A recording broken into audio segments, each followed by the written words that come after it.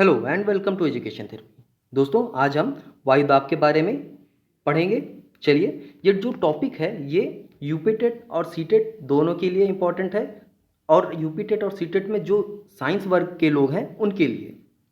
चलिए, वैसे भी आप अगर विज्ञान वर्ग से हैं या नहीं भी हैं तो भी ये टॉपिक इम्पॉर्टेंट है, इसके बारे में जानकारी होना अच्छी चीज़ है।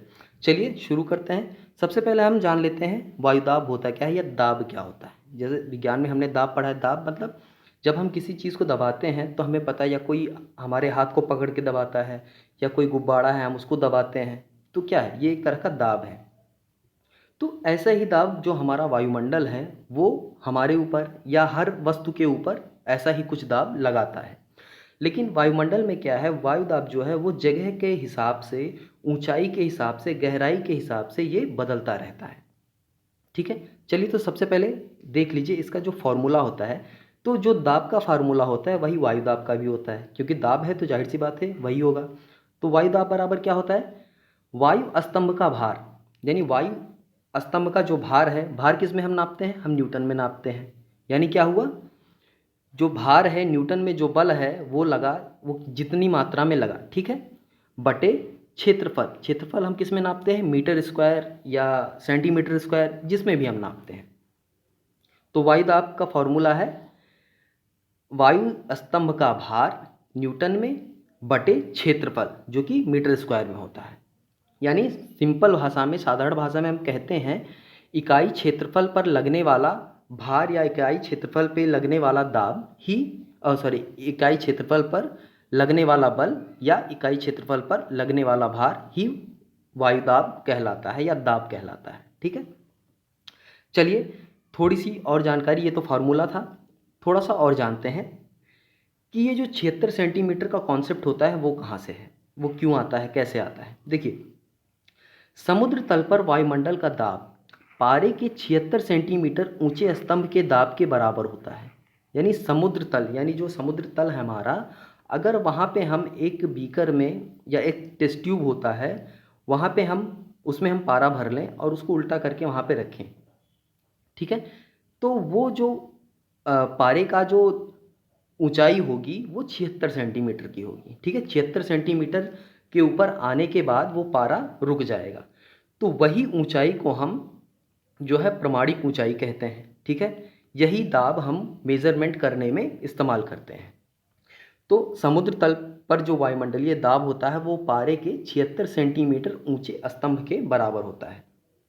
यानी ये समुद्र तल है, तो समुद्र तल पे अगर हम पारे का कोई बर्तन ले लें और उसमें यहाँ पारा भर दें और एक बीकर ले लें, टेस्ट ट्यूब में ऐसे हम पारा भर के रख दें, तो ये जो ऊंचाई तक आएगा पारा, यहाँ तक कुछ पारा ऐसे भर जाएगा। ठीक है, ये ऊंचाई होगी यहाँ से यहाँ तक की।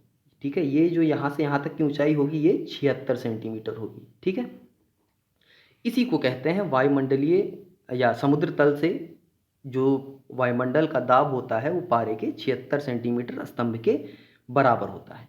इसी को हम प्रमाणिक ऊंचाई भी कहते हैं, प्रमाणिक दाब भी कहते हैं। और जिसका मान क्या होता है, देखिए इसका जो मान होता है वो होता है 1.013 गुणे 10⁵ न्यूटन मीटर स्क्वायर, न्यूटन पर मीटर स्क्वायर।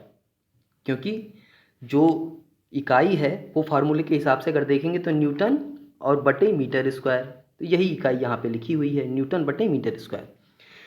इसी मान को, ये जो मान आपको यहाँ पे दिख रहा है, इसी मान को हम क्या कहते हैं, प्रमाणिक दाब कहते हैं या प्रमाणिक दाब का मान कहते हैं। ठीक है, तो ये मान याद होना चाहिए, क्योंकि ऑब्जेक्टिव टाइप क्वेश्चंस में ये अक्सर पूछ लिए जाते हैं। चलिए आगे कुछ चीज़ें और देखते हैं। अगर किसी चीज़ की ऊंचाई दी हो तो हम कैसे पता करेंगे, कहीं की ऊंचाई हमको पता हो तो हम कैसे पता करेंगे उस शहर का या उस सिटी का एटमॉस्फेरिक प्रेशर यानी वायुमंडलीय दाब क्या है। चलिए पहले थोड़ी सी चीज़ें और जानते हैं। जैसे हमने अभी देखा कि 76 सेंटीमीटर पारे का स्तंभ जो बनेगा वो हमारा समुद्र तल पे बनता है, जो कि हमारा दाब बताता है। ठीक है, अगर अगर पृथ्वी की सतह से 110 मीटर ऊपर जाते हैं, यानी मान लीजिए पृथ्वी की सतह है, यहाँ से 110 मीटर हम ऊपर जाते हैं, तो वायुमंडलीय दाब पारे के मान, यानी वायुमंडलीय दाब जो है वो 76 सेंटीमीटर है। यानी उस पारे का मान, पारे का दाब क्या है, वो पारे का स्तंभ क्या है, 76 सेंटीमीटर का। तो वो 1 सेंटीमीटर घट जाएगा, यानी नीचे गिर जाएगा। यानी अगर हम 110 मीटर ऊपर जाएंगे तो क्या होगा, ये 76 सेंटीमीटर से घट के कितना हो जाएगा, 75 सेंटीमीटर, यानी 1 सेंटीमीटर घट जाएगा। ऐसे ही अगर हम 220 मीटर ऊपर जाएंगे तो ये 2 सेंटीमीटर घट के हो जाएगा कितना, 74 सेंटीमीटर।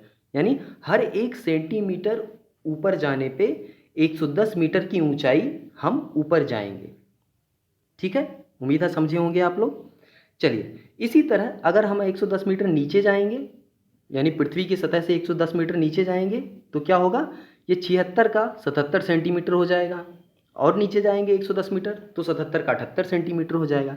यानी 1 सेंटीमीटर जो स्तंभ है ऊपर या नीचे होने में हम 110 मीटर की ऊंचाई या गहराई तय कर लेंगे। ठीक है, यानी क्या कह सकते हैं हम, 1 सेंटीमीटर पारे के स्तंभ के ऊपर या नीचे खिसकने पर 110 मीटर की ऊंचाई, या 110 मीटर की दूरी ऊपर या नीचे की तरफ विस्थापन होगा। और ये कहाँ से होगा, ये पृथ्वी की सतह से देखा जाएगा। पृथ्वी की सतह से हम कितना ऊपर गए और पृथ्वी की सतह से हम कितना नीचे गए, उसी हिसाब से पारे का स्तंभ ऊपर जाएगा या नीचे जाएगा। ठीक है, चलिए अब एक उदाहरण कर लेते हैं कि किसी शहर का ऊंचाई हमको दिया हुआ, किसी शहर की ऊंचाई दी है, तो हम कैसे पता करेंगे कि वहाँ का वायुमंडलीय दाब लगभग कितना होगा। चलिए मान लेते हैं नैनीताल है और इसकी ऊंचाई समुद्र तल से 1800 मीटर है। अक्सर आप लोग को रेलवे स्टेशन पे लिखा हुआ मिल जाएगा, रेलवे स्टेशन पे जहाँ रेलवे स्टेशन का नाम लिखा होता है वहाँ पे नीचे ही लिखा होता है समुद्र तल से ऊंचाई।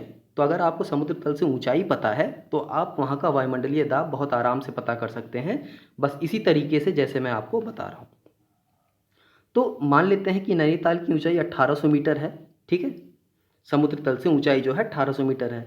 तो वहाँ का वायुदाब क्या होगा, तो वायुदाब निकालने के लिए हम क्या करेंगे, वायुदाब का मान निकालने के लिए जो ऊंचाई है 1800, इसको भाग कर देंगे 110 से। ठीक है, जब हम 1800 को 110 से भाग करेंगे तो हमारा मान आएगा लगभग 16.3। अब क्या करेंगे, 16.3 को हम घटा देंगे 76 सेंटीमीटर वाले जो स्तंभ है हमारा पारे का, उसी में से हम 16 को या 16.3 को घटाएंगे। तो यहाँ मैं सीधा सीधा 16 घटा दे रहा हूँ ताकि राउंड ऑफ ना करना पड़े। तो 76 में से हम 16 घटाएंगे तो लगभग हमारा 60 सेंटीमीटर आ गया। तो ये जो 60 सेंटीमीटर आया है ये हमको बता रहा है कि पारे का स्तंभ जो होगा वो नैनीताल में 60 सेंटीमीटर तक जाएगा। यानी नॉर्मल जगह पे अगर समुद्र तल पे हम देखेंगे तो वो स्तंभ 76 सेंटीमीटर का बनेगा, लेकिन वही स्तंभ उठा के हम ले जाएंगे नैनीताल में तो वो 60 सेंटीमीटर का बनेगा। यानी हम कह सकते हैं नैनीताल में वायुदाब पारे के 60 सेंटीमीटर स्तंभ के बराबर है। ठीक है, तो वायुदाब क्या होगा, पारे के 60 सेंटीमीटर स्तंभ के बराबर होगा। ठीक है, तो उम्मीद है आप समझ गए होंगे कि हम ऊंचाई अगर हमको पता हो तो हम ये कैसे पता करेंगे कि उस जगह पे वायुदाब कितना है।